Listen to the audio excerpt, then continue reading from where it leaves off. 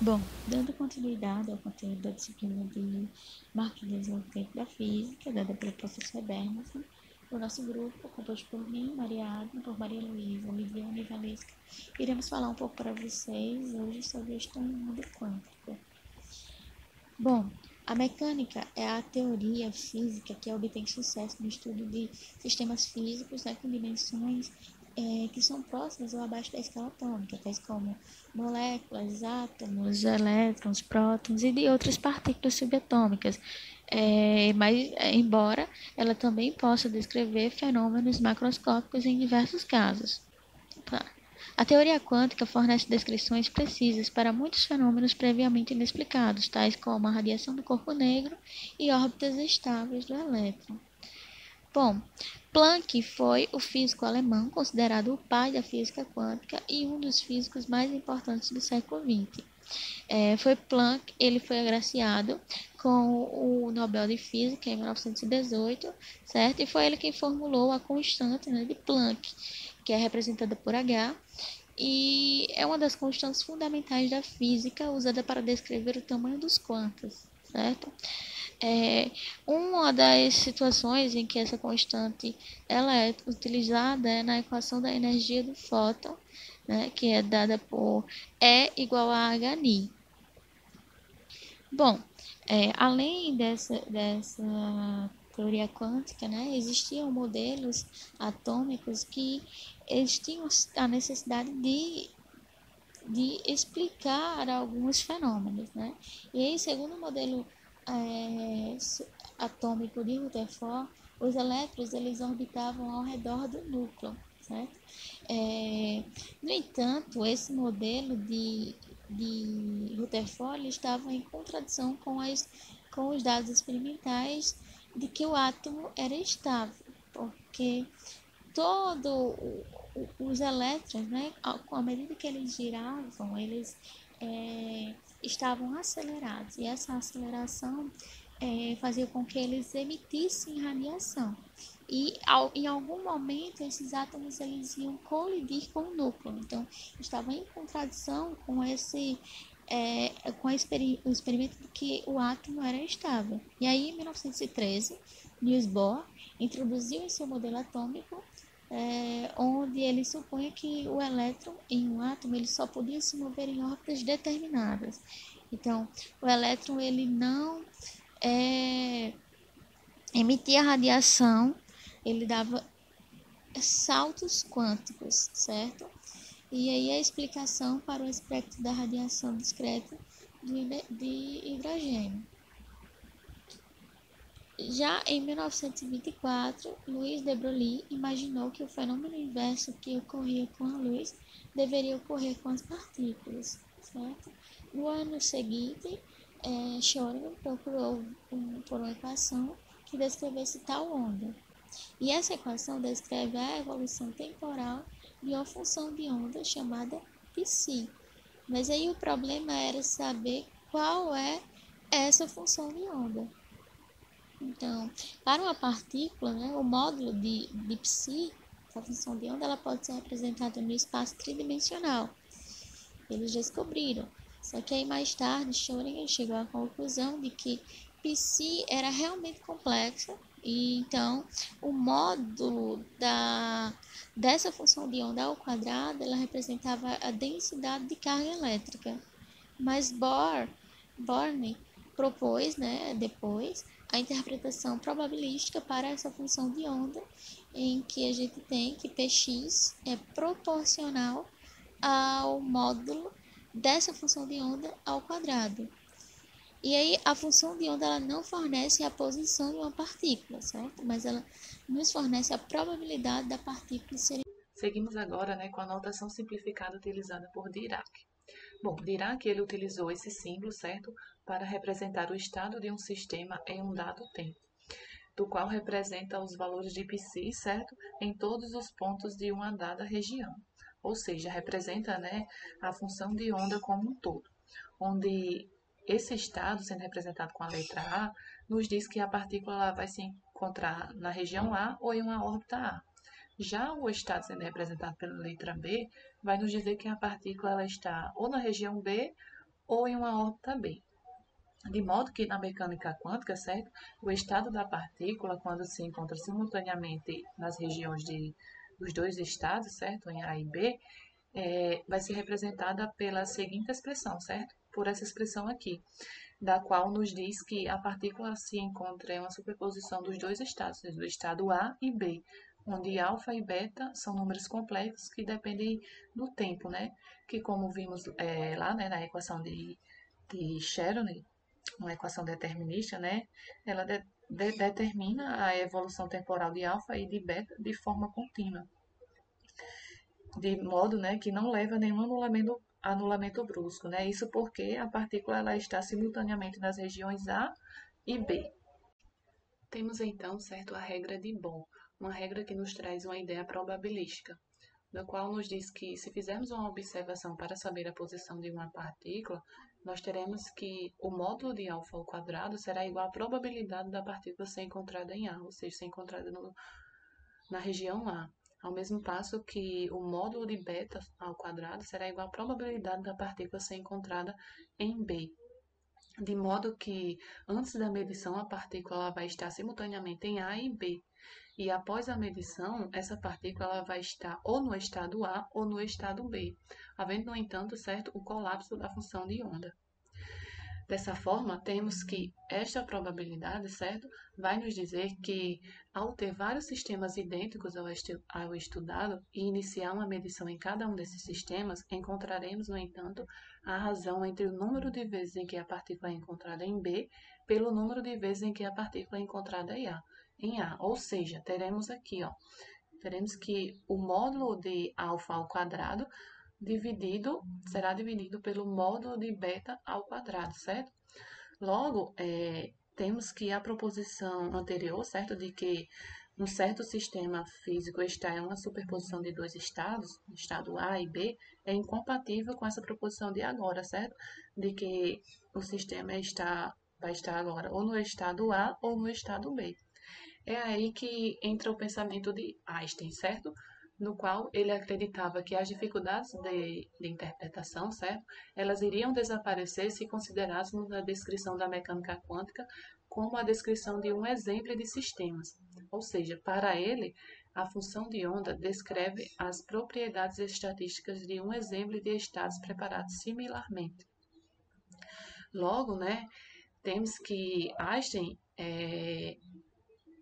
para Einstein, a mecânica quântica ela não era uma teoria completa. Vamos ver agora alguns fenômenos físicos que ilustram essa estrutura misteriosa, certo, da mecânica quântica. O autor começou, certo, com a descrição do que acontece com partículas no mundo clássico macroscópico. Temos nessas três ilustrações aqui, certo, uma configuração de colisões produzidas por projetos que atingem um anteparo. De forma que nós temos aqui, certo, uma fonte que lança projéteis, uma chapa com duas fendas e um anteparo que contém um detector de partículas. Primeiramente, certo, foi realizada essa experiência com uma das fendas fechadas, como podemos ver em A, no qual foi contado o número de projetos por minutos que atingiu cada ponto do anteparo. Esse número foi chamado de N1x, como podemos ver aqui nessa expressão. Em seguida, foi realizada a mesma experiência, certo? Sendo que agora com a outra fenda fechada, como podemos ver em B, de forma que foi obtido agora, certo? O N2x. E por fim, foi realizada a experiência com as duas fendas abertas, de forma, né, que temos agora, né, o número de projetos NX, certo? O número total, que será igual à soma de N1x mais NX2, como podemos ver aqui nessa expressão. Já se quisermos calcular a probabilidade P12 de um projeto que passou por uma dessas fendas, certo? Nós iremos utilizar essa expressão aqui, certo? Que é uma propriedade, certo? Que nos diz que a probabilidade ela é proporcional ao número de projetos que alcança o detector por unidade de tempo, certo? Ainda em escala macroscópica, temos agora, certo, uma experiência de interferência com ondas de ar, onde aqui na imagem, certo, temos um tanque de água com uma barreira contendo duas fendas, além de um gerador que produz ondas circulares. Nessa expressão aqui, H1 e H2 são as alturas da superfície de equilíbrio da água, da onda proveniente da fenda 1 e da fenda 2, respectivamente. Aqui tivemos que o resultado foi totalmente diferente da realizada anteriormente com partículas. Isso porque as alturas H1 e H2 elas podem ser tanto positivas quanto negativas, de modo que as duas ondas elas podem se combinar construtivamente ou destrutivamente, levando a um anulamento da altura resultante. O que ocorre, no entanto, né, uma interferência dessas duas ondas, como podemos ver aqui na imagem. De forma que, se nós cobrimos uma dessas fendas, nós iremos destruir, certo, o padrão de interferência que foi gerado aqui no anteparo. Bom, vamos realizar agora, né, a experiência com partículas subatômicas, ou seja, com elétrons. Aqui nós temos que, cada vez que um elétron atinge o detector, certo, aqui, nós vamos ouvir apenas um clique, ou seja, aqui o elétron ele vai ser uma entidade que chega em bloco, ou seja, um corpúsculo localizado. De forma que, se nós observarmos a distribuição desses elétrons por um longo tempo, nós iremos ver que quanto mais elétrons atingem esse anteparo, as chegadas individuais elas vão construir, certo, uma figura característica de um modelo de interferência ondulatória, como podemos ver aqui nessa imagem. E como nós vimos na experiência anterior, né, lá com ondas de água. Ou seja, é como se um elétron, né, ao sair da fonte, ele tivesse informação do que se passa à sua volta. De modo geral, embora esses elétrons eles cheguem no anteparo como objetos distintos, a probabilidade que eles atinjam um ponto em particular no anteparo é determinado por uma intensidade ondulatória. Ou seja, nós vamos ter agora, né, um novo formalismo de função de onda, sendo que agora com efeito de interferências. Assim, a distribuição de probabilidade, né, no anteparo será dado por módulo de π ao quadrado, que será igual ao módulo de π1 mais π2 ao quadrado, que de modo geral não será igual a P1 mais P2. Isso porque, né, nós temos agora os efeitos de interferência. Ou seja, contando com os efeitos de interferência, nós vamos ter que a probabilidade P12 vai ser igual a P1 mais P2 mais os termos de interferência, que nós observamos nas últimas duas experiências. Dando continuidade ao seminário, agora falar um pouco da experiência com fotos. Essa figura aqui representa essa experiência. A é o laser, B é um espelho semi-prateado, o E também é um espelho semi-prateado, D e C são espelhos totalmente prateados. Quando o feixe de luz sair do laser, ele vai ser uma parcela refletida aqui no B e uma outra parcela vai passar direto. E esses dois feixes que aqui, né, que está percorrendo esse caminho superior e o outro que está no caminho inferior, vão se recombinar em E. Como é também um espelho semi-prateado, ou seja, vamos, por exemplo, o feixe de luz que está vindo aqui na parte inferior, ele não vai chegar só no detector G, porque uma parcela dele, quando chegar em E, vai ser refletida e também vai chegar em F, tá, ok? A mesma coisa é para o feixe de luz que vem na parte superior, quando chegar em E, uma parte vai chegar em F, detector F, e uma parcela também vai ser refletida e vai chegar no detector G. Então, a distância percorrida por esses feixes é a mesma. Uma onda associada a um feixe luminoso sofre um desvio de 1/4 de comprimento de onda a ser refletida em um espelho, ou seja, o momento que o feixe de luz chega no espelho desse, né, que ele é refletido, ele sofre um desvio de 1/4 de comprimento. Tá? O que isso é interessante porque a resultante desses desvios de comprimento, quando a gente faz os cálculos, né, vai nos dizer que no final, quando esses feixes de luz chegar em G e em F, vamos aí observar interferências construtivas e interferências destrutivas.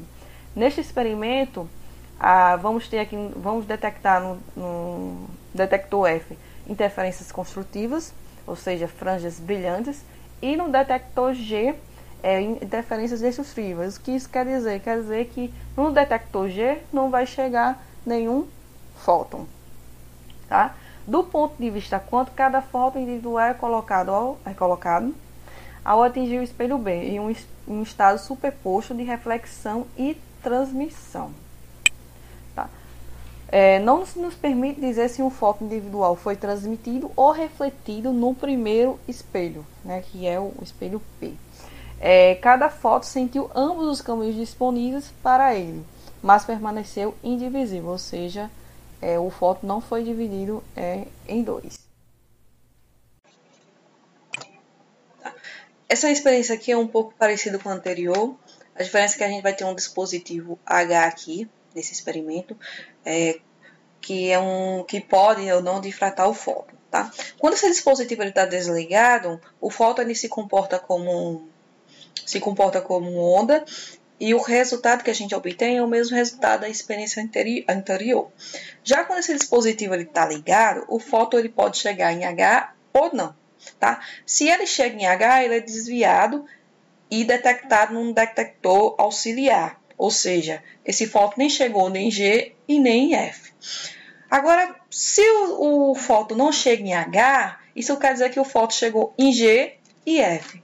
E se o fóton chegou em G e em F, então vai acabar com o efeito da interferência. Então, aquele fóton não está se comportando como uma onda, mas sim como uma partícula.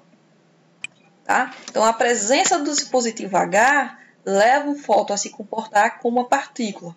Né? Então, na experiência anterior, o fóton se comportou como onda, e aí quando a gente tenta observar, né, o que acontece, o fóton vai lá e se comporta como partícula. Então, essa é uma experiência equivalente com a experiência da dupla fenda. Tá? Então, é isso. E no final desse subtópico, o autor fala um pouco sobre o termo onda e partícula, que para ele é confuso e inadequado, já que um elétron e um fóton, por exemplo, eles se comportam como onda e partícula. Princípio da incerteza. A mecânica quântica nos fornece somente a probabilidade de encontrar um dado resultado em medição. Tá? Então, se, por exemplo, se a gente tem uma partícula na direção X, a gente não tem como calcular a posição dessa partícula.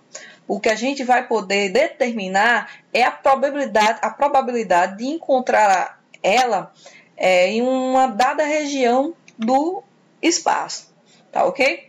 Então, o que a gente vai ter aí o resultado, né, vai ser uma série de possíveis posições, e essas séries de possíveis posições vão ter a probabilidade que cada uma tem de ser medida em um experimento. Tá ok?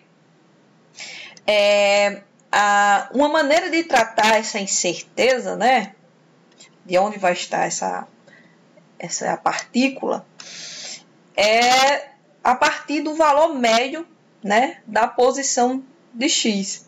Então, e aí a teoria permite a gente calcular esse valor médio. Se realizarmos várias medições da posição, podemos tomar a média dessas medidas. Tá? Então, algo muito útil é a distribuição estatística, né, representada aqui por ΔX. Tá? Esse X aqui, esse lado aqui, é o valor médio. Tá? E aqui é X. Então, a distribuição, né, estatística pode ser calculada por essa equação, que é o desvio quadrático médio da distribuição de probabilidade. Ok? Temos aqui agora essa equaçãozinha aqui. Tá? Ela é conhecida como o princípio da incerteza de Heisenberg. A X e a P são as quantidades estatísticas. Tá? A X é a incerteza da posição e a P é a incerteza do momento. E essa multiplicação entre essas duas quantidades estatísticas, elas têm que ser maior ou igual à constante de Planck sobre 4π. Então, elas nunca podem ficar menor que esse outro lado aqui, o outro lado da desigualdade. Né? Então, é isso aí que produz uma limitação na possibilidade de a gente conhecer a posição e o momento de um objeto quântico. Tá ok? Se, por exemplo, a incerteza, né, a incerteza da posição diminui, consequentemente, a incerteza do momento, ele aumenta. Ou vice-versa. Então, se a incerteza do momento diminui, a incerteza da posição aumenta. Por quê? Essa é uma maneira de compensar para que nunca fique menor, para que isso sempre fique maior ou igual à constante de Planck sobre 4π. Tá ok? E a afirmação de que uma medida de x causa uma perturbação imprevisível e incontrolável em P e vice-versa não é deduzida da teoria quântica, tá?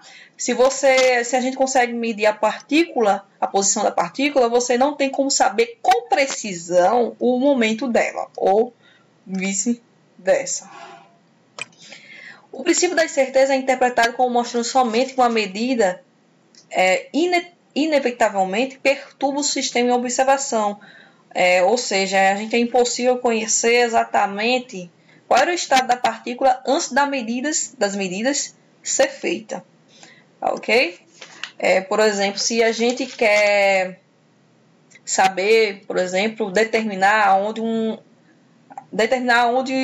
a posição de um elétron, tá? Então, a perturbação que você provoca no elétron na hora de você realizar essa medição é suficiente para destruir completamente a informação sobre o momento.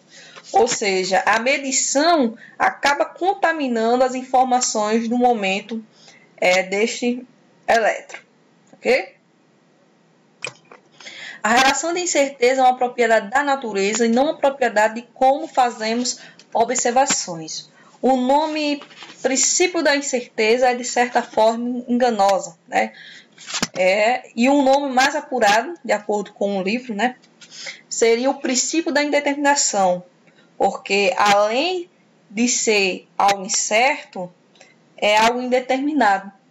Um desses valores, um ou outro dos valores, será indeterminado. Por isso que o autor ele fala, né, que o nome mais apropriado seria o princípio da indeterminação. Bom, dando continuidade, pessoal, agora nós vamos falar um pouquinho sobre a incerteza da energia. Então, assim, se nós temos um sistema quântico, esse sistema ele pode violar, entre aspas, a conservação da energia por um período de tempo muito pequeno, tá certo? Então, logo, esse débito, né, dessa violação vezes a duração desse fenômeno, eles satisfazem a seguinte relação. O produto deles dois tem que ser maior ou igual que a constante de Planck sobre 4π. Então, esse fenômeno ele é observado no tunelamento quântico, que é um fenômeno que eu vou explicar para vocês mais adiante. Também na flutuação no vácuo, que é um fenômeno no qual partículas elas aparecem do nada, né, e é um fenômeno temporário. Essas partículas elas são chamadas de partículas virtuais, para diferir das partículas reais, que são as partículas as quais respeitam o princípio da conservação de energia. Então, nessa relação aqui, né, o tempo ele vai diferir da relação da incerteza, porque ele é um parâmetro e não uma variável dinâmica que está distribuído em uma certa probabilidade, tá bom? Então, assim, nós já sabemos que é possível medir a energia exata de um sistema físico em um período de tempo arbitrariamente curto.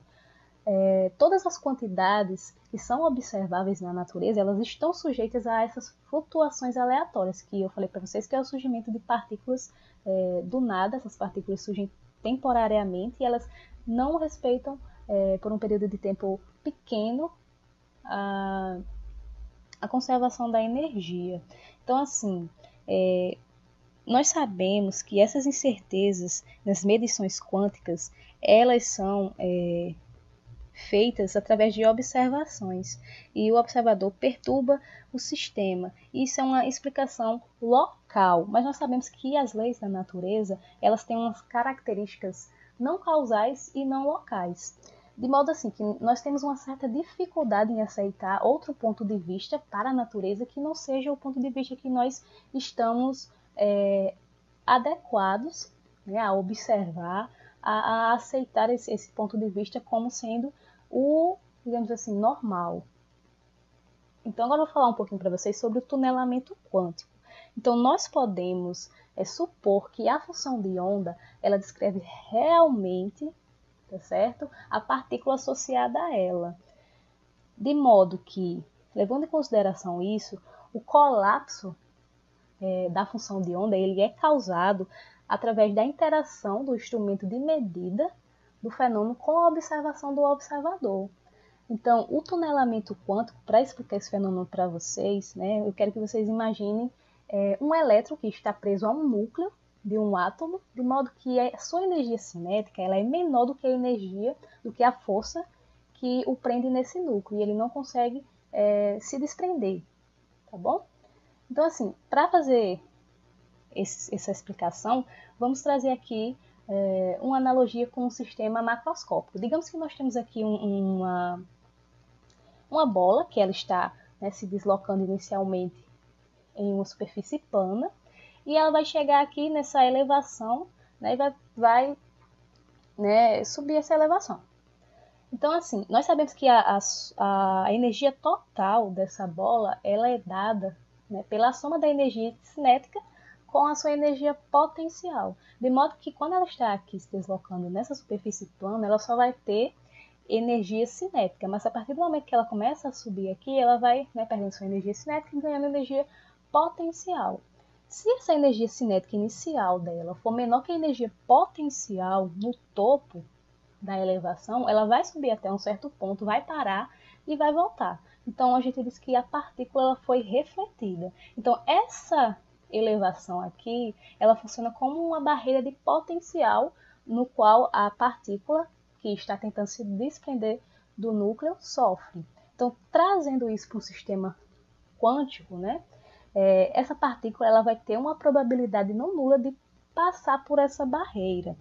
De modo que, nesse momento, quando está acontecendo esse fenômeno, a energia da partícula ela não se conserva.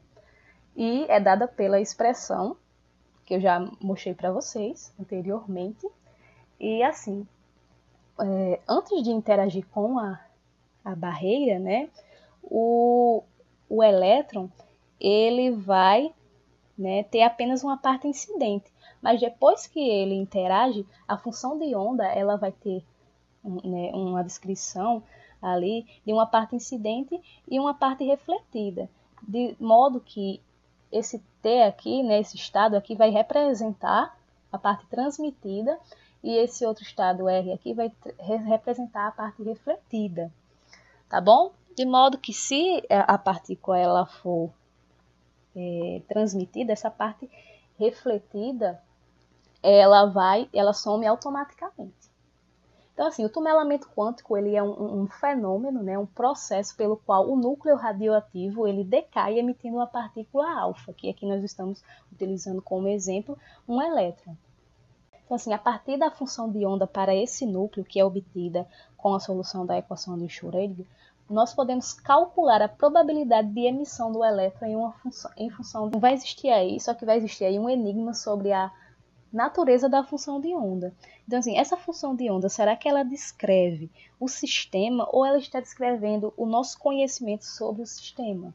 Então, em 1935, Schrödinger ele propôs uma experiência imaginária para mostrar esse comportamento estranho da função de onda. Então, imagine só que nós temos aqui uma caixa, tá bom? Uma caixa onde nela é colocada um gato, um contador Geiger, que é um aparelho que detecta radiação. Aqui nós temos uma substância radioativa e aqui nós temos um aparatozinho com um martelo.